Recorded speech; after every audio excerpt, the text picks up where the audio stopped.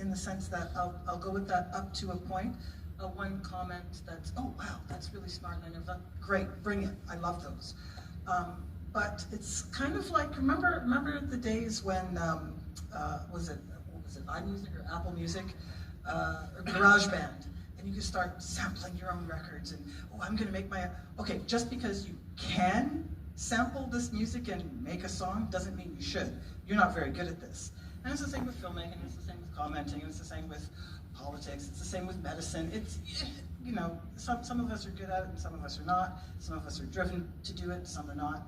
Find your space, find your lane. That's no big deal, I would agree with that. For me, the biggest change is I don't have a job. I don't have a single job. I write for several different outlets. So I find that the demand, social media has done this as well to a degree. There's so much information out there about the industry now that the average person seems to pay attention to for whatever reason. Not that that's right or wrong, but you know, when I was much younger, I don't remember people talking about, oh, well, you know, the first week, the long weekend grosses for blah, blah, blah, blah. Nobody talked about this. It was you liked it or you didn't, and that was it. You're gonna go again or you're not, and that was the end of it. And that was good enough.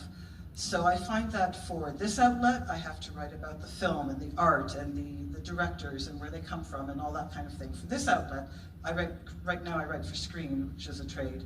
That one wants, is it saleable? What was the director's last success? Were they, you know, where was the funding and all this kind of thing. For this outlet, for my own outlet, it's a different thing altogether. It's much more, it's more like a social media thing where it's like, I'm going to speak like I speak. You're going to read what this sounds like, which is 3 totally different audiences. And I think that's one of the things that has become one of the more prominent trends in writing about cinema. You have to find your outlet, your voice, and the audience, and you have to be nimble enough to change on a dime to meet each of those demands.